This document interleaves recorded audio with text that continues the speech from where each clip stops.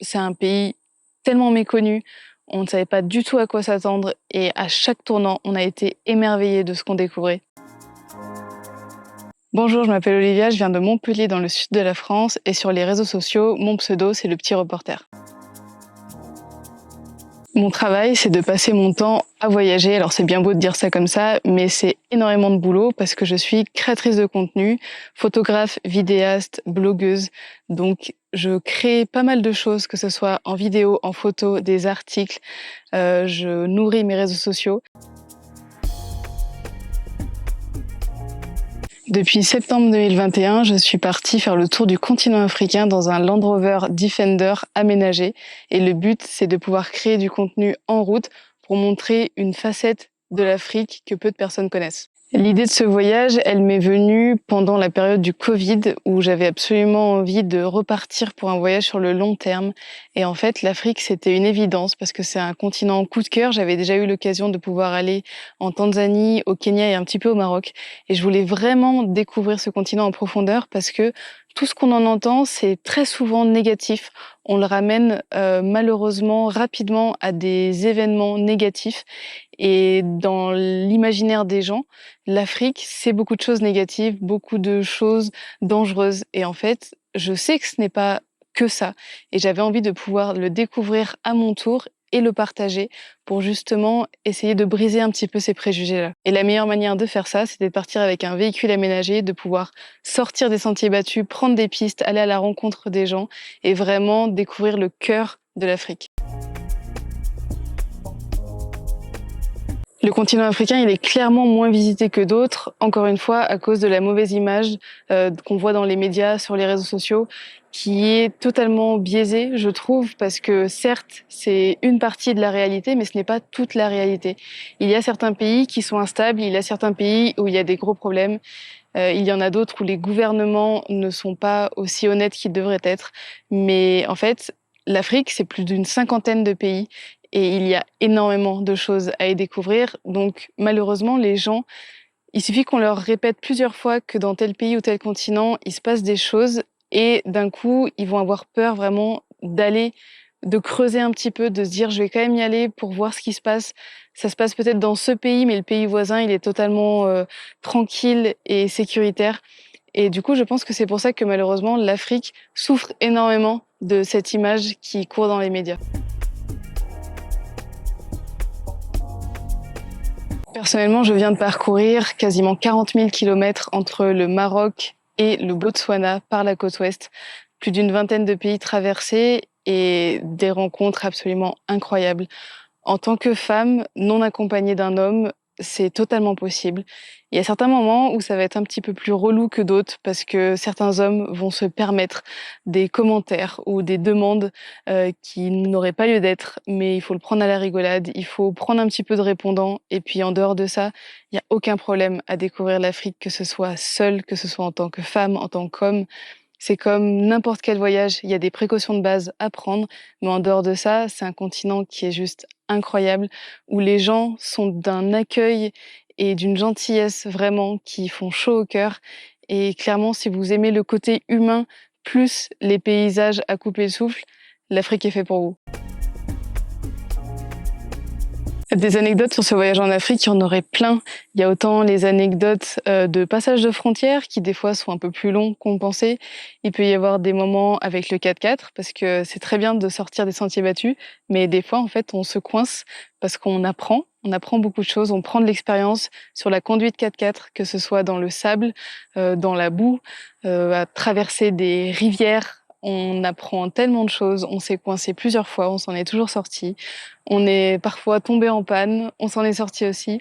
Et en fait, on se rend compte que même s'il va y avoir des galères, même s'il va y avoir des petits moments où on va être bien fatigué, où on va se dire qu'on va jamais réussir à sortir, il y aura toujours quelqu'un pour nous aider. Il y aura toujours quelque chose qui va se passer, qui va nous faire sortir de là et nous faire avancer. Et au final, ce voyage, il est tellement beau, il est tellement enrichissant que malgré ces petites galères, bah, ça vaut tellement le coup. Et je peux vous raconter une petite anecdote qui vient de se passer il y a quelques jours. On était au Botswana, on a campé en plein milieu de la nature. On n'était pas dans un parc, pas dans une réserve, mais on était dans une région où il peut y avoir des animaux de la savane. Et à 3 heures du matin, on s'est fait réveiller par des hurlements d'animaux qui se rapprochaient, se rapprochaient, se rapprochaient.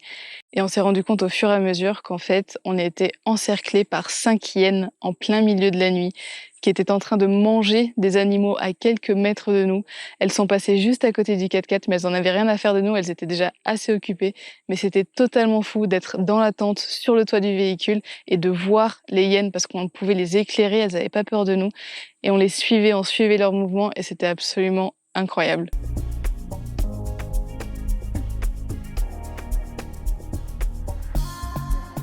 Il y a pas mal d'itinéraires possibles pour découvrir l'Afrique. Après, tout dépend aussi combien de temps vous voulez partir. Je sais qu'il y a un itinéraire, par exemple, qui est très chouette, qui est de partir du Maroc, faire la Mauritanie, aller jusqu'au Sénégal, voire en Guinée, et ensuite revenir jusqu'en Europe, parce que au moins tu découvres différentes cultures. T'as des pays qui sont quand même très différents, que ce soit par rapport aux personnes ou même aux paysages. Ça peut prendre plusieurs semaines, plusieurs mois selon le rythme que tu prends sur la route, et c'est déjà un itinéraire qui est très très intéressant. Après, il y a un autre itinéraire, c'est celui de l'Afrique australe. Pour ça, il faut soit louer un véhicule en arrivant directement en Afrique du Sud ou en Namibie par exemple, ou alors envoyer son propre véhicule par bateau. Et après, tu peux faire des safaris, tu peux aller dans le désert, tu peux voir les dunes de sable. C'est vraiment l'Afrique australe, par exemple, Afrique du Sud, Botswana, Namibie. C'est un gros road trip à faire qui est à couper le souffle. Et enfin, il y a l'Afrique de l'Est qui est magique aussi, avec par exemple le Kenya, la Tanzanie, l'Ouganda, où là, pareil, on peut aller voir le Kilimandjaro, on peut aller voir les animaux de la savane, on peut aller à la rencontre des gorilles et faire tout un road trip à travers ces différents pays.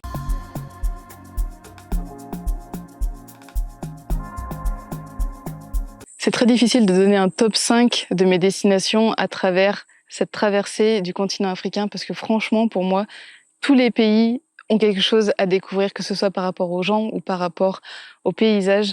Mais clairement, je dirais que par exemple, l'Angola, c'est un pays tellement méconnu. On ne savait pas du tout à quoi s'attendre et à chaque tournant, on a été émerveillés de ce qu'on découvrait. Il y a aussi le Maroc qui a été mon premier coup de cœur parce que c'est un pays qui est pas très loin de chez moi et pourtant que je ne connaissais pas du tout, qui est très divers parce qu'en une seule journée, tu peux passer du désert aux montagnes enneigées et franchement, l'accueil des Marocains, il est incroyable. Après, je dirais qu'il y a la Côte d'Ivoire. La Côte d'Ivoire, vraiment, pour son accueil, pour sa nourriture. Les alocos, c'est clairement ma nourriture préférée de toute l'Afrique. Et en plus, la côte est super belle. Et l'intérieur des terres, il y a de très chouettes choses culturelles à découvrir. Le Bénin aussi, clairement, ça ferait partie de mon top 5 parce que c'est un pays qui est très développé touristiquement. Le gouvernement, pour le coup, a bien compris qu'ils avaient des choses à montrer et à partager. Et on a passé plus d'un mois dans ce pays du nord au sud. C'est un grand pays, mine de rien, quand on veut vraiment le découvrir en profondeur. Et il y a plein de choses à y faire. Et enfin, je dirais le Gabon, parce que c'est une nature préservée, comme j'en ai rarement vu. C'est quasiment que de la forêt, de la nature à perte de vue, des animaux. Et c'est là-bas qu'on a vu pas mal de singes, on a pu voir des éléphants. Enfin, vraiment, le Gabon, c'est une petite merveille de l'Afrique.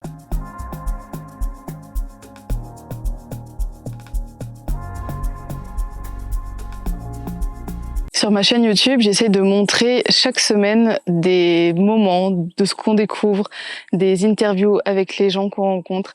Et je sais que dans chaque destination, il y a beaucoup de réactions en fait des gens qui justement comprennent que les préjugés qu'ils avaient sur le continent africain sont en train de se briser petit à petit. Il y en a beaucoup qui me disent, par exemple, quand on est arrivé au Gabon, au Congo, c'était très vert. En plus, on y était juste après la saison des pluies. Et en fait, les gens m'ont dit, mais l'Afrique, ce n'est pas que du désert. Et non, ce n'est pas que du désert. Il y a aussi une grande partie de forêt, de verdure. C'est ça qui est magnifique. Et de montrer ça, de voir qu'il y a des réactions, les gens se rendent compte que ce n'est pas que comme ils le pensaient. Je trouve ça absolument incroyable. On me pose aussi beaucoup de questions par rapport à l'état des routes. Alors, il faut se rendre compte qu'il y a beaucoup de choses qui sont faites ces derniers temps parce que l'Afrique vit, l'Afrique se modernise, l'Afrique devient une économie de plus en plus puissante. Donc oui, il y a des infrastructures qui sont mises en place. Il y a de plus en plus de bonnes routes sur les grands axes. Donc ça, c'est une très bonne chose pour les habitants. Et après, pour les voyageurs, il suffit de sortir de ces grands axes et tu peux te retrouver sur des pistes absolument folles. Tu peux aller te mettre un petit peu dans le pétrin, dans la boue, dans le sable. Mais en fait, il y a un petit peu de tout et c'est ça qui est super intéressant. Pour terminer, je voudrais juste dire que l'Afrique, c'est un continent magique. C'est un continent qui mérite d'être découvert en profondeur.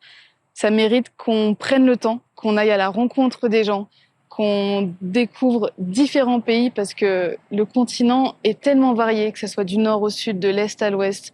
Vraiment, j'aurais juste envie de vous dire, allez-y. J'espère, à mon échelle, pouvoir donner envie aux gens justement d'aller faire différents voyages, différents séjours dans certains pays, parce que l'Afrique, c'est incroyable.